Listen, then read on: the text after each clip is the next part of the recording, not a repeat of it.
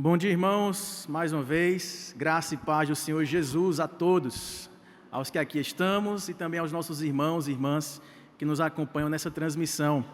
Estou aqui com um restinho de voz que me sobrou de ontem, onde passamos o dia no primeiro torneio esportivo do Presbitério Metropolitano da Paraíba, do qual nós fazemos parte, e passamos o dia ali em competições. Então os guerreiros que vocês estão vendo aí um pouco mais avermelhados, um pouco mais roucos, foram os sobreviventes desse dia de esportes de ontem, especialmente para aqueles que, como eu, estavam sedentários e hoje sofrem as dores dessa parada e volta repentina à atividade esportiva. Mas foi uma bênção estarmos ali em comunhão, né, nós com as 4 igrejas, IPBE, Intermares, Geisel e também a nossa congregação em Altiplano, tendo um dia de integração ali, de desafios, né? E isso me fez lembrar que a Bíblia ela é cheia desses desafios relacionados à vida espiritual, comparados à vida esportiva, ou à vida de um atleta, não a vida daqueles que se aventuram a um sábado qualquer, passar o dia jogando atividades físicas, mas aqueles que dedicam toda a vida em disciplina profissional para manterem a saúde do corpo e da mente e assim obterem seus ganhos, seus resultados. Um dos textos que faz menção a esse tipo de metáfora está lá na carta de Paulo, na primeira carta de Paulo aos Coríntios, no capítulo de número 9. E eu peço que os irmãos possam abrir então o texto bíblico. Primeira carta de Paulo aos Coríntios, no capítulo 9, e nós vamos fazer a leitura dos versos finais desse capítulo, a começar do versículo 24. 1 Coríntios, capítulo 9, versos 24 a 27. Diz assim a palavra do Senhor: Não sabeis vós que os que correm no estádio, todos, na verdade, correm, mas um só leva o prêmio? Correi de tal maneira que o alcanceis. Todo atleta em tudo se domina, aqueles para alcançar uma coroa corruptível, nós, porém, a incorruptível. Assim corro também eu, não sem meta, assim luto, não como desferindo golpes no ar, mas esmurro o meu corpo e o reduzo à escravidão, para que, tendo pregado a outros, não venha eu mesmo a ser desqualificado. Amém? Vamos orar uma vez mais, vamos pedir que Deus possa nos falar pela sua palavra, através do seu Santo Espírito. Fale com Deus. Maravilhoso Deus, nosso Pai, somos gratos pela tua palavra. Somos gratos porque ela nos mostra o caminho que devemos seguir e ela mesma nos revela os recursos necessários para prosseguirmos e alcançarmos o prêmio da soberana vocação, que é estar contigo face a face, quando tiveremos, ó Pai, como o Senhor é, e não seremos consumidos pelos nossos pecados, porque lá estaremos completamente restaurados, refeitos à imagem do Teu Filho. Ó Deus, que o Senhor nos ajude, ó Pai, nessa caminhada, e a partir desta palavra que nos será relembrada nesta hora, que o Senhor possa nos fortalecer a fé, que o Senhor possa renovar o nosso ânimo, que o Senhor possa nos corrigir as faltas, a fim de que possamos voltar às disciplinas espirituais que nos darão a força necessária, a fim de que caminhemos para a glória do Teu nome, vitoriosos, a partir daquilo que vem do Senhor, do Teu Espírito ministrando ao nosso coração a verdade que nos transforma. Oramos com gratidão em nome para a glória de Jesus. Amém e amém. Meus irmãos, Paulo aqui está escrevendo a essa igreja grega que estava na cidade de Corinto, e por isso que ele usa uma dessas festas, que era os Jogos de Istmos, que ficava ali uma cidade ístma, muito próxima a Corinto, 16 quilômetros, e lá acontecia o segundo campeonato mais importante do mundo conhecido. O primeiro eram os Jogos Olímpicos, depois deles vinham esses Jogos de Istmos, e Paulo, por ter ficado cerca de 1 ano e meio morando nessa cidade de Corinto, pregando o evangelho, plantando aquela igreja, certamente deve ter ido lá assistir a algum jogo, né? Assistir a algum campeonato de corrida, de maratona, de curta e de longa distância, que acontecia naquele estádio. E aí Paulo usa essa ilustração para aplicar a vida cristã. Paulo vem tratando de vários temas. Os irmãos devem estar recordados que havia uma irmã muito influente ali na igreja de Corinto, chamada Chloe, e ela e a sua casa procuram o apóstolo Paulo para que o apóstolo Paulo dê um certo socorro àquela igreja que sofria ali com algumas advertências que estavam sendo necessárias fazer para que eles voltassem ao primeiro amor. A igreja estava um tanto quanto dividida, com grupinhos, com panelinhas, como a gente conhece. Ela havia ali se infiltrado em algumas doutrinas esquisitas, a ponto de duvidar da ressurreição de Cristo e duvidar da própria ressurreição de todos os crentes. Havia ali também uma dúvida quanto à liberdade cristã. E é nesse ponto que o apóstolo Paulo chega no capítulo 9. No capítulo anterior, capítulo 8, o apóstolo Paulo vinha tratando dessa dúvida acerca da liberdade cristã quanto à dieta, quanto aos alimentos. A pergunta era: nós podemos comer os alimentos que são consagrados a outras divindades, mas que, tendo sobrado das festividades, voltam lá para o açougueiro, voltam para o mercado, nós podemos comprar novamente essas comidas e fazer uso delas? E aí Paulo trata dessa liberdade cristã. Olha, aqueles que têm consciência de que carne vem do animal que é feito por Deus, que não existe outras divindades e que tudo é para a glória do Senhor, se tiver a consciência tranquila em relação a isso, comam dando graças a Deus. Porém, para com os fracos na fé, que ela aqui chama dos imaturos, daqueles que estão começando a carreira cristã e que de repente venham ou tenham vindo desse contexto idólatra, tenham calma, se preciso for, não comam na frente dele, para que não traga escândalo, para que nós possamos usar da liberdade cristã, mas não sem amor, não sem nos colocar no lugar daqueles que estão convivendo com a gente, para que em tudo haja o progresso do Evangelho. Paulo então ilustra esse ponto da liberdade cristã, trazendo então até a ideia do próprio sustento pastoral. Ele, como apóstolo, como pastor, ele tinha o direito legítimo de receber as côngruas pastorais, os salários pagos pelas igrejas. Mas aqui Paulo usa o seu próprio exemplo de autossacrifício para dizer: olha, eu faço uso da liberdade não para lutar pelos meus direitos, de comer a carne que eu quero, de fazer o que eu quero, o que eu desejo, não. Mas em prol do progresso do Evangelho, até mesmo em alguns momentos eu abro mão daquilo que legitimamente tenho direito, para dar o exemplo, para ser modelo para vocês. E aí, nessa ideia de ser exemplo, modelo para vocês, ele conclui esse capítulo falando da liberdade cristã, trazendo a ideia de um atleta que se prepara para uma corrida tendo em vista um prêmio, e que esse prêmio o honrará diante de todos.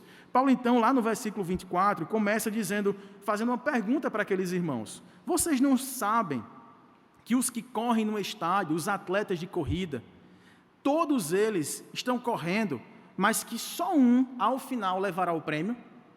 Aí ele vai e diz assim: correi, cada um de nós correi, de tal maneira que o alcanceis. Todo atleta em tudo se domina. Aqueles para alcançar uma coroa corruptível, nós, porém, a incorruptível. Paulo usa esse verbo aqui, lutar, que traz o sentido de agonizar. Existe uma luta espiritual para que participemos dessa corrida, desta maratona. E a primeira coisa que você deve estar pensando é porque Paulo levanta a ideia de que, olha, todos os corredores se preparam, se dedicam, eles estão atentos às regras, eles estão atentos aos treinamentos para disciplinar o corpo com a devida alimentação, com o devido descanso, com a devida preparação mental, com toda a renúncia do seu tempo dedicado a um treinamento muitas vezes exaustivo para chegar nesses jogos, que nesse caso acontecia de 2 em 2 anos, e aí poderem aplicar tudo o que eles investiram de esforço, de tempo, de alimentação, de todas as técnicas aprendidas para alcançarem o prêmio. Porém, apenas um, dentre todos, alcançará. E aí, no versículo seguinte, quando a gente pensa assim, será que Paulo está argumentando para dizer que a gente faz parte de uma corrida, mas que no final apenas um dentre nós levará esse prêmio? Claro que é uma comparação em termos, não é exatamente um espelhamento da vida espiritual. Ele deixa isso claro quando ele muda aqui a pessoa verbal. Ele começa falando na primeira pessoa do singular e depois, no final, ele troca para a primeira pessoa do plural. Veja aí no verso 25. Todo atleta em tudo se domina. Aqueles para alcançar uma coroa corruptível. E agora o quê? Nós, porém, alcançaremos a coroa incorruptível. Paulo aqui, irmãos, traz a ideia de uma dedicação máxima. Olha, a semelhança daqueles corredores que passam aí 2 anos da sua vida investindo para um campeonato, mesmo sabendo que a chance é muito pequena de receber aquele prêmio, porque apenas um deles sairá vitorioso, nós cristãos que recebemos a vitalidade de sermos servos e ministros dessa tão grande salvação do Senhor, participamos dessa competição uns com os outros, meio que dados às mãos, sabendo que nós não alcançaremos uma coroa que se perde, ou uma coroa que é feita de salsa, de matinho, que logo apodrecerá e se perderá. Nós, juntos, corremos uma carreira que nos promete no final um prêmio incorruptível, a coroa da vida. E aqui o apóstolo Paulo começa a trazer essa ideia de um objetivo muito claro que todos nós devemos ter. Quando nós somos alcançados pelo Evangelho de Cristo, quando nós cremos para a nossa salvação, sabendo quem nós éramos, perdidos em nossos próprios pensamentos, distantes do propósito de vivermos a vida que Deus fez para ser vivida por nós, que é diante da sua face, em louvor da sua glória, buscando conhecer a revelação de quem Ele é, do seu propósito para a nossa vida, e fazemos isso com toda a expectativa de nos reencontrarmos face a face com aquele que nos fez e que nos refez em Cristo. Nós não fazemos tudo isso sozinhos. Nós fazemos com um objetivo claro: existe um prêmio ao ser alcançado, mas que já foi garantido por aquele que nos convocou para esta maratona. E nós fazemos isso juntos. Nós todos juntos corremos para o prêmio da soberana vocação. Isso nos faz lembrar o texto de Hebreus, se você avançar um pouquinho para a carta de Hebreus, capítulo 12, nos 2 primeiros versículos, quando o escritor traz essa ideia novamente, a ideia de uma arena, de uma maratona, e que você corre cercado de testemunhas, de irmãos que torcem, que apoiam, que correm com você. Diz aí Hebreus capítulo 12, versos 1 e 2. Portanto, também nós, visto que temos a rodear-nos tão grande nuvem de testemunhas, desembaraçando-nos de todo o peso e do pecado que tenazmente nos assedia, corramos com perseverança a carreira que nos está proposta, olhando firmemente para o autor e consumador da fé, Jesus, o qual, em troca da alegria que lhe estava proposta, suportou a cruz, não fazendo caso da ignomínia, e está assentado à destra do trono de Deus. Nessa corrida, nós devemos nos desfazer dos pesos, do pecado, daquilo que nos prende, que nos faz tentar retroceder de onde partimos. Nós, convictos, corremos, olhando para o alvo, que é quem? O autor e consumador da fé, Jesus, o Cristo, que também já correu adiante de nós, porque tendo firmemente o propósito da grande alegria que lhe estava proposta, pôde suportar os sofrimentos da cruz. Sabendo o que viria depois, a grande salvação desta nuvem de testemunhas, de todos os competidores que, largando o peso do pecado, deixando as coisas velhas para trás e seguindo para o alvo, para este prêmio, para essa tão grande salvação, vão apegados nessa confiança de que Jesus está à nossa espera, porque Ele nos conduziu e nos conduzirá em triunfo até o final. Aquele que nos chamou das trevas para a luz é aquele que nos transportou para o reino do seu amor. Nós temos essa carreira proposta, mas nós não corremos na dúvida se chegaremos. Corremos na convicção de que Cristo correu a nossa carreira e que Ele garantiu que chegaremos lá também. A vida cristã é feita de desafios. Precisamos dessas disciplinas. A palavra lutar é agonizar. Quantas vezes não agonizamos com o peso do pecado que tenazmente nos assedia? Quantas vezes não agonizamos com as lutas internas, mentais, emocionais, físicas, que querem nos fraquejar, nos desanimar, nos fazer retroceder, ficarmos pesados e perdermos a disciplina da preparação de vencermos o pecado e seguirmos em frente até vermos o Senhor. Mas eis que nós não fazemos isso por nós mesmos. Nós corremos, nós nos apoiamos, nós nos fortalecemos na força que vem do Senhor. É assim que a vida cristã acontece. Todos nós estamos na mesma corrida, mas há prêmio para todos nós, não um prêmio condicional. Não é medido pelo seu e pelo meu esforço, mas requer o meu e o seu esforço.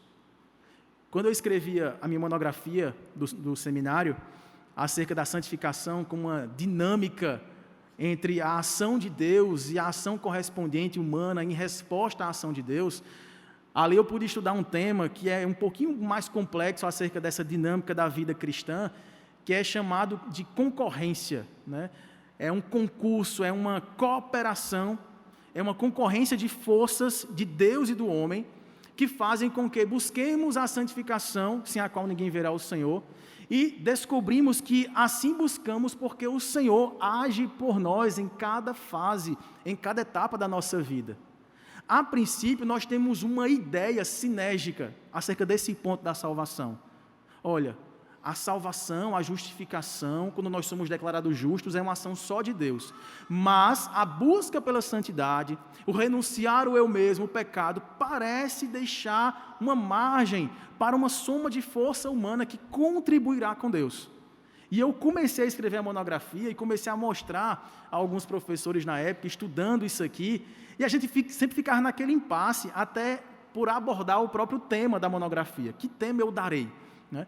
E aí a gente chegou à conclusão, inclusive, já contei alguma vez aqui para os irmãos, numa visita que nós recebemos do pastor Heber Campos, né, o pai, ele veio aqui ministrar um curso do Kuyper, e aí eu pude perguntar isso para ele, eu estava em plena crise, né, de estudos, como definir, porque o mais complexo da teologia não é compreender, também, mas é comunicar. É como comunicar verdades tão mais elevadas do que nós estamos acostumados a refletir. Eu disse, pastor, como é que a gente define esse processo da santificação? Não a santificação posicional, aquela que Deus já nos santificou em Cristo, já nos arrancou da condenação do pecado, já nos separou da dominação escravizante do pecado e já nos declarou justos. Não essa, mas aquela que vem depois, daquela que inicia-se na vida cristã, de aumentar a nossa fé, diminuindo a influência do pecado no nosso coração, renunciando o próprio eu, tomando a nossa cruz e seguindo Jesus. Como a gente define essa mescla, essa concorrência de forças da parte que Deus faz, da parte que o homem deve fazer, da parte que o crente deve buscar fazer. E ele me contou um exemplo muito prático. Ele contou uma história dele com o seu pai que eu guardo até hoje. Eu vou traduzir para o nordestês, né? Porque ele usou um termo lá, que eu não vou saber, de uma arma que você puxa, estica e solta. A gente aqui chama de balinheira ou balinhadeira, né? Não sei qual o nome, nem lembro o nome que ele usou lá em sua cultura sulista. Estilingue também é uma outra, mas ele usou uma outra mais sofisticada ainda. E ele falou que era um instrumento, e eu acho que era um pouquinho diferente do que a gente está acostumado, que é aquela haste com um Vzinho assim, né? Um elástico e uma parte que segura o objeto que você vai lançar. Era uma coisa um pouco mais sofisticada, mas ele disse que estava lá tentando, muito pequeno, sem força ainda, esticar aquele negócio, né? Envergar aquela haste de madeira para soltar o objeto. E ele não tinha força para esticar. E aí chegou o pai e disse, vamos lá, meu filho, vou lhe ajudar. Aí o pai pegou por cima das mãos dele, esticou junto com ele, e ele fazendo força também, né?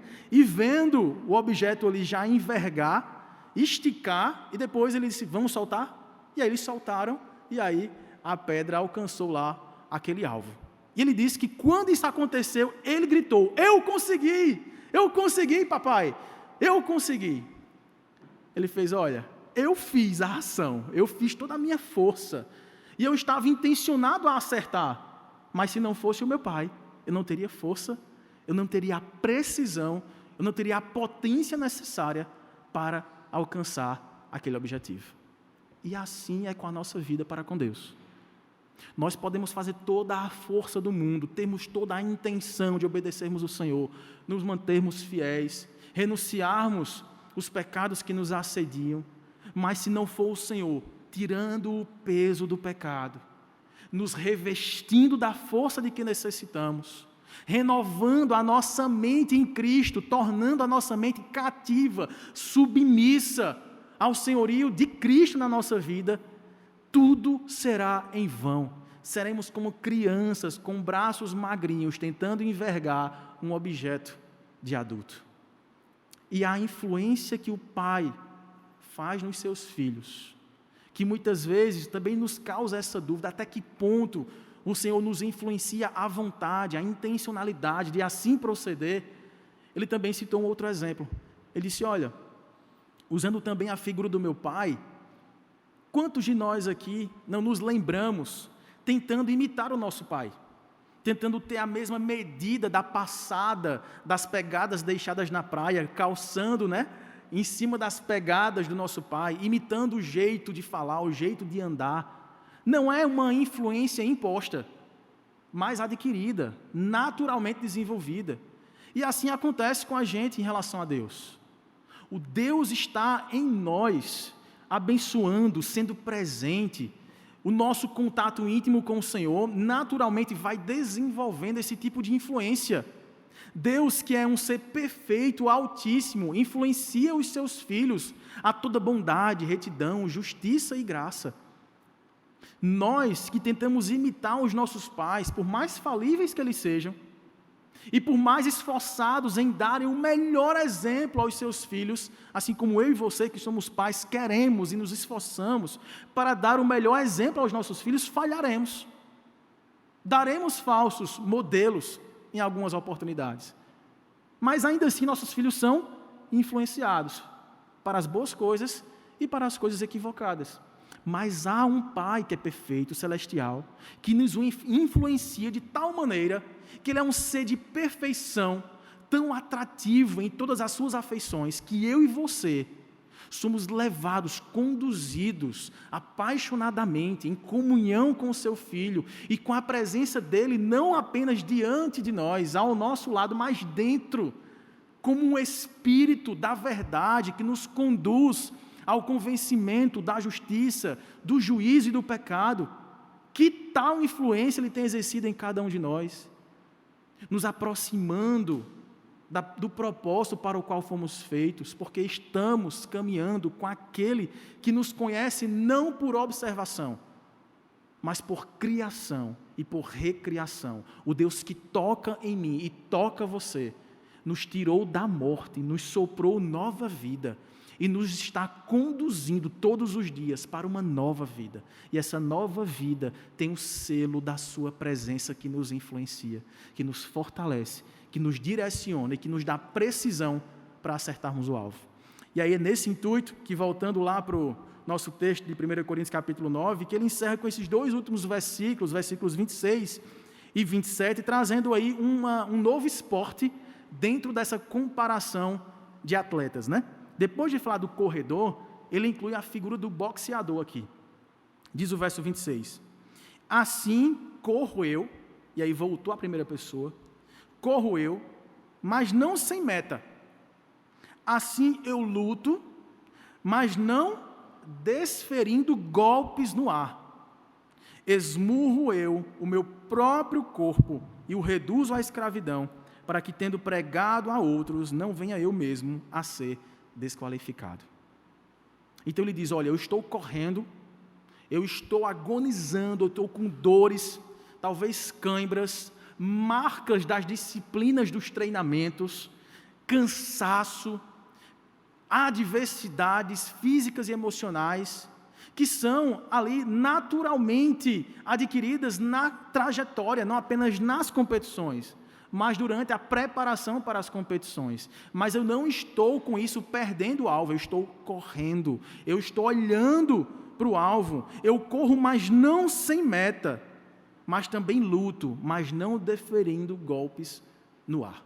E aqui a ideia de um boxeador, que no seu confronto, ele está tentando acertar o alvo, mas ele, vez por outra, também erra, e desgasta a sua força, errando o alvo, dando golpes no ar. Mas ele não faz isso, ele não permanece no erro, ele trabalha a sua precisão, ele empenha todo o seu esforço para acertar o alvo e conseguir o seu objetivo de vencer toda e qualquer adversidade.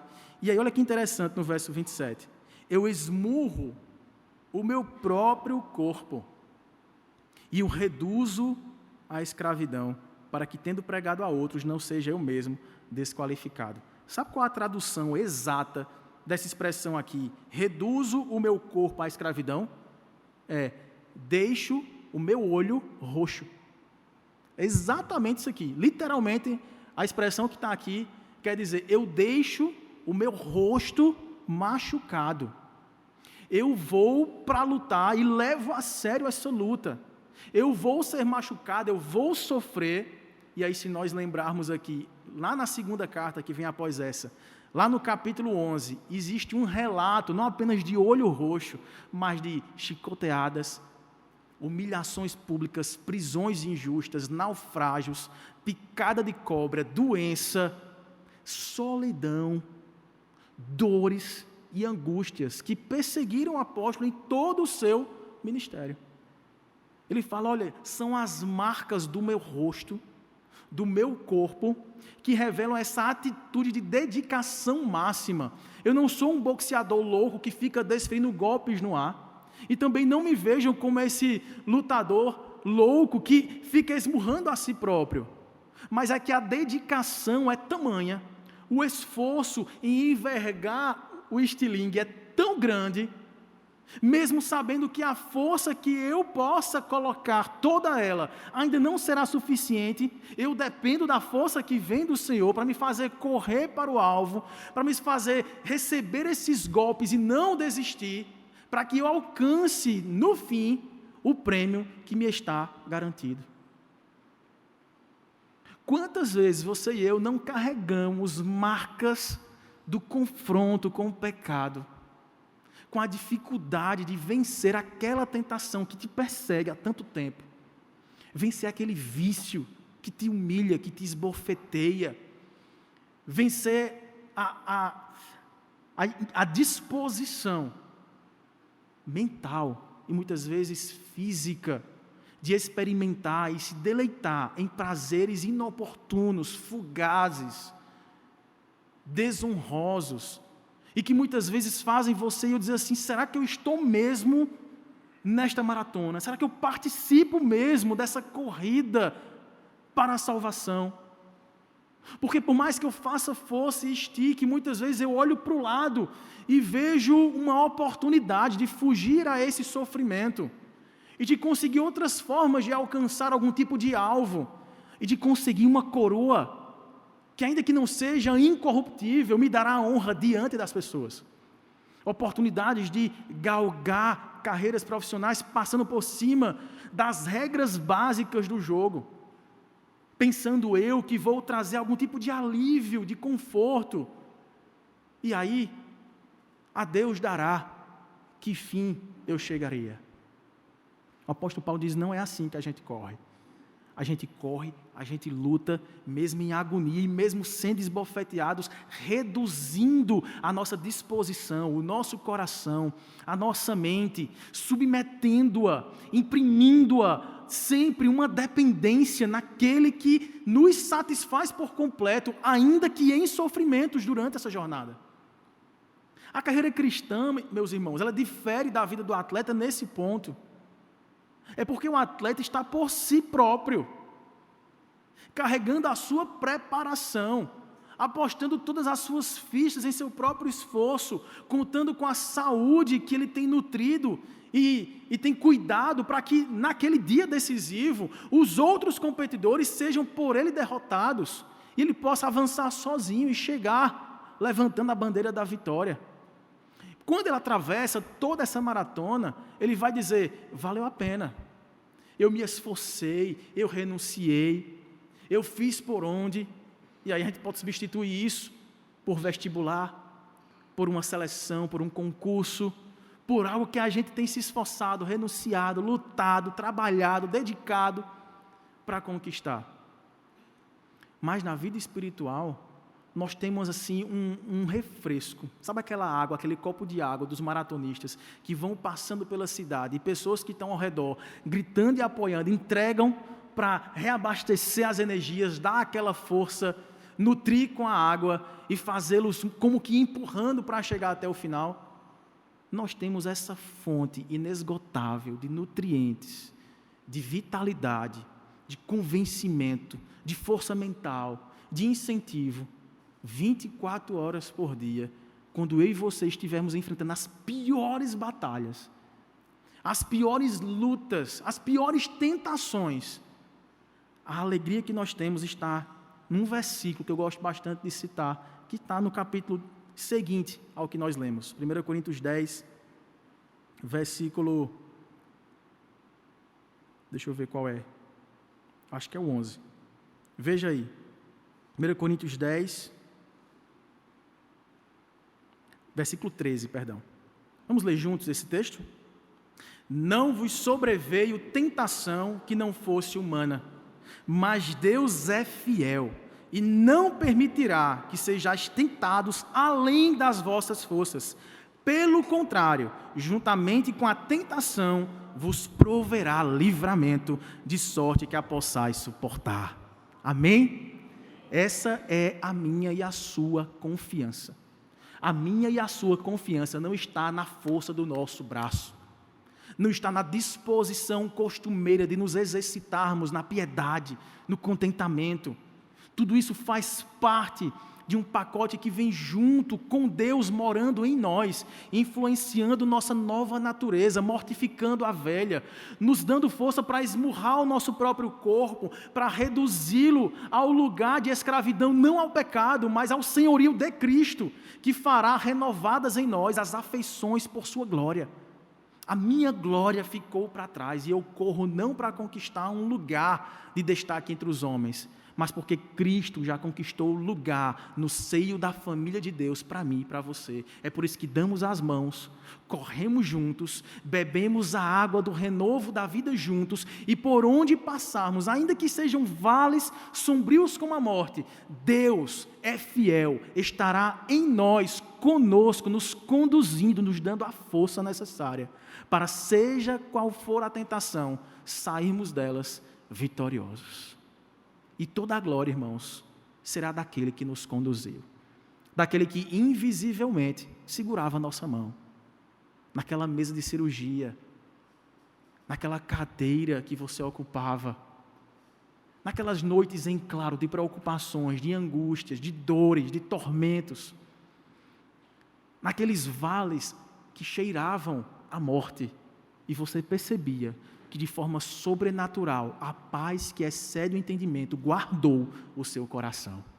É essa mesma paz que vai nos conduzir nesse transtorno, nessa adversidade, nessa carreira, nessa luta, nessa agonia. É essa paz que acalmará o nosso coração e que renovará em nós a força de que necessitamos para angariarmos o prêmio que já foi nos dado para a glória do seu nome. Nós temos em Cristo vitória certa sobre os nossos pecados. Isso não significa ausência de batalhas, e algumas delas até perdidas. Mas há sempre o braço forte do Senhor, o mesmo que nos faz envergar a arma e atirar com a gente para conseguirmos o alvo. É o mesmo braço que, quando a gente falhar, jogar um instrumento no chão e querer voltar atrás, ele nos recuperará. Como um bom pastor que vai em busca da ovelha perdida, poderá usar até o seu cajado, quebrando nossa patinha, nos colocando em seus lombos, para dizer: você é meu, você volta comigo, eu estou contigo, não abro mão de você. É bem verdade que nós nos envergonhamos. Talvez um golpe bateu muito forte, nos deixou tontos. Ou talvez torcemos o tornozelo na carreira. E agora nos vemos ainda mais pesados e dificultados em cumprirmos o propósito para o qual o Senhor nos chamou. É nessa hora que a surpreendente graça, sobrenatural, generosa, nos tomará por constrangimento, para nos lembrar que nós dependemos tão somente da força do Senhor. Que maldito é o homem que confia no homem, em si mesmo primeiro, e no outro depois. Mas bem-aventurado aquele que teme ao Senhor, cuja esperança está no Senhor, cuja confiança se refaz na mais profunda fraqueza, porque é na nossa fraqueza que se faz a força do Senhor, que se faz demonstrada e mais claramente revelada a presença daquele que caminha conosco, apesar de nós. O nosso prêmio, irmãos, não é uma coroa que nos louvará diante dos homens. Quando Cristo disse que aqueles que querem vir após Ele devem tomar uma cruz, devem tomar a vergonha, o opróbrio do autossacrifício, da renúncia do eu, do escusar-se de oportunidades vãs e pecaminosas, a fim de ser humilde, viver em dependência do Senhor. Ele tem em mente que tudo isso no final valerá a pena, porque como Cristo tinha em vista a alegria que lhe estava proposta, nós também, mesmo em meio a dores, devemos ter em vista a alegria que nos está proposta. Quando a gente termina a partida, suados e às vezes até ensanguentados, todo calejados, famintos, exaustos, mental e fisicamente, quando olharmos diante de nós, o prêmio valerá a pena. Toda a nossa jornada parecerá curta e rápida diante da infinitude de glória que nos está reservada. Veremos o Senhor face a face. Assim como cantamos há pouco, que todos os dias tenhamos em mente a alegria que nos espera, não agora de vermos face a face, porque se o nosso anseio for ver a Deus agora, neste culto, não sobraria ninguém para contar a história. Moisés quis ver a bondade de Deus, um dos atributos de Deus. E Deus apenas passou numa frestrazinha entre duas rochas, Moisés de costa, isso foi suficiente para deixar Moisés com um rosto como que de sol, que ele tinha que usar um véu para as pessoas não cegarem a olhar para ele. Mas um dia nos está reservado um momento que durará para sempre, onde nos deleitaremos em vermos o Senhor face a face, sem sermos consumidos, sem estarmos em pecado, podermos abraçá-lo, tocá-lo, sem que as nossas mãos carreguem o fardo, o peso e a sujeira do pecado, sem que os nossos olhos maldosos e maliciosos queiram desviar o olhar e ver outras coisas que parecem prometer mais alegria. Não, toda a nossa disposição, toda a nossa mente, todo o nosso desejo será para desfrutar daquele que muito nos amou, sendo nós ainda pecadores, que enviou seu Filho à cruz para que dela fôssemos livrados, que tirou seu Filho da morte para que dela também fôssemos livrados, e que nos deu a nova vida que seu Filho conquistou na ressurreição, para que dela desfrutemos por toda a eternidade. Quando eu e você estivermos desanimando, fraquejando, olhando para o lado, olhando para trás, comparando nossa vida com a vida que tínhamos, observando o conforto que tínhamos e que abrimos mão, lembremos, nós temos a liberdade cristã, que o apóstolo Paulo fala, de até mesmo abrirmos mãos de direitos, ainda que legítimos sejam, para que a glória do Senhor se manifeste mais claramente para com as pessoas que convivem conosco. Sabe o que é mais belo desse texto aqui? É que esses competidores, o apóstolo Paulo se coloca no lugar deles, né? Aqueles que se dedicam, se esforçam para conquistar esta coroa. Ele também menciona aqui a ideia de ser modelo e exemplo. Nesses jogos aqui, Jogos Olímpicos e também os Jogos Istmos aqui, tinha a figura do arauto. Ele participava da competição, mas não competindo. Ele estava ali anunciando as regras e chamando pelo nome os seus competidores e dizendo a cidade de onde eles vinham. Eles anunciavam os competidores, o seu nome, a cidade de onde eles vinham e traziam ali o resumo das regras da competição para anunciar o início delas. Paulo termina esse texto se colocando também no lugar desse arauto. Ele fala, para que eu mesmo não venha a ser desqualificado, eu anuncio as regras do jogo, mas eu também jogo o jogo de acordo com as regras que anuncio. Praticarmos aquilo que cremos. Ser depois imitadores de Cristo como filhos amados, andando em santidade, buscando a irrepreensibilidade, sabedores de que não adianta apenas anunciar, falar para os outros como devemos correr, como devemos jogar, como devemos renunciar ao pecado e crer no Senhor de todo o coração. Nós somos chamados como arautos para anunciarmos sim, mas a partir também do modo como nós competimos, levando a sério, dedicação máxima à vida que Deus nos chamou, para que as pessoas que convivem conosco, ouvindo o anúncio dessa tão grande carreira e de tão grande prêmio que nos espera, olhem para nós e digam: é assim que se corre, essa é a técnica, esse é o modelo. O pastor Robson sempre gosta de lembrar, nós, pastores, dificilmente teremos as oportunidades de pregar o evangelho no seu ambiente de trabalho, por exemplo, na sua repartição, na sua clínica, porque não estaremos lá, a não ser em alguma oportunidade ou outra, pois foi o Senhor que lhe colocou ali. Deus não lhe deu um emprego apenas para manter a sua casa, Ele lhe investiu da missão dele para no seu trabalho torná-lo conhecido, amado, e assim atrairmos pessoas para esta carreira, para que juntos alcancemos este prêmio, o prêmio da soberana vocação. Como o próprio apóstolo Paulo, na sua segunda carta a Timóteo, escreve no capítulo 8, queria terminar com a leitura desse texto, 2 Timóteo, capítulo 4, versículo 8. Como valerá a pena, irmãos, olharmos, vislumbrarmos e aguardarmos o prêmio de tão grande salvação. Porque esta coroa que nos aguarda, e que aguarda todos aqueles que por seu intermédio, por seu testemunho, conhecerão a Cristo e que correrão a mesma carreira que nos está proposta, é uma coroa de justiça. Vamos ler juntos esse texto? Já agora, a coroa da justiça me está guardada, a qual o Senhor, reto juiz, me dará naquele dia, e não somente a mim, mas também a todos quantos amam a sua vinda. Amém.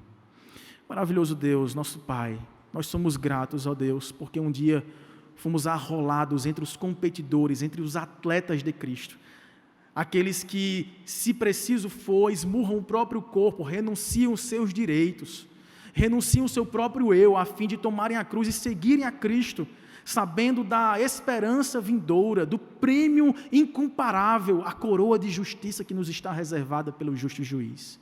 Ó Deus, nós não merecemos isso, não fizemos por merecer, não temos forças suficientes, ó Pai, para envergarmos as armas necessárias para vencermos nossas próprias tentações e nos segurarmos nesta corrida, nesta maratona, tantas vezes difícil, com perseguições, com doenças, com lutas.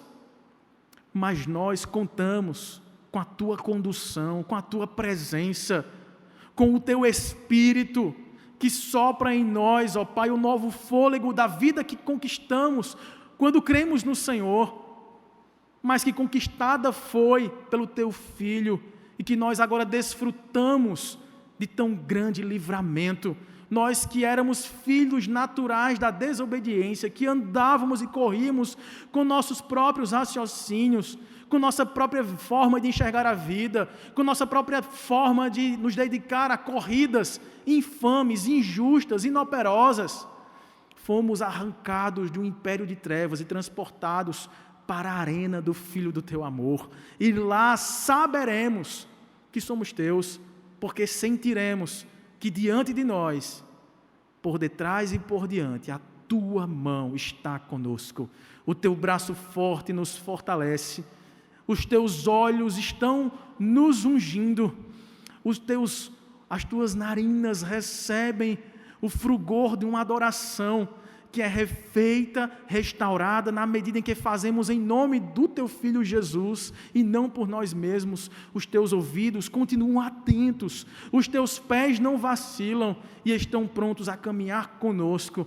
Ó Deus, a Tua presença nos basta, e a Tua graça é melhor do que a vida. Ó Deus, que o Senhor seja servido nesta manhã, e nos agraciar, Pai, com a força de que necessitamos, a renovarmos a fé, renovar-nos o amor, a esperança, ó Deus, a diligência, para que busquemos a santificação e a paz com todos, e assim, como arautos do Teu Filho, anunciemos que Ele vem, que Ele está vindo buscar todos aqueles que ultrapassarão a linha de chegada e descobrirão no final que foi pelo Senhor, que foi pela força do seu poder, que não foi por nós mesmos, mas que foi pelo Senhor, pelo teu Espírito que habita em nós e que nos refaz de glória em meio à jornada. Livra-nos das tentações, Pai, e nos dá, Deus, força para vencer as provações com alegria, a fim de experimentarmos a perseverança que está guardada, ó Pai, pelo único fato de sermos teus filhos, por sermos preservados por Ti. Obrigado, ó Pai, por tão grande salvação. Nos ajude a darmos frutos que justifiquem esta coroa que a receberemos, que demonstrem claramente, ó Pai, que o Senhor é por nós e que nós fomos agraciados com tão grande salvação, mas que não corramos sozinhos, que possamos nos dar as mãos e proclamarmos também, como aquele arauto dos jogos, que o Senhor ainda está com as portas abertas, chamando competidores para entrarem na corrida da vida, porque ganharão junto conosco este prêmio, a coroa da justiça que nos está reservada. Nos dê intrepidez no falar e no praticar, no viver e no crer, para a glória do Teu nome, nós oramos. Amém, Senhor.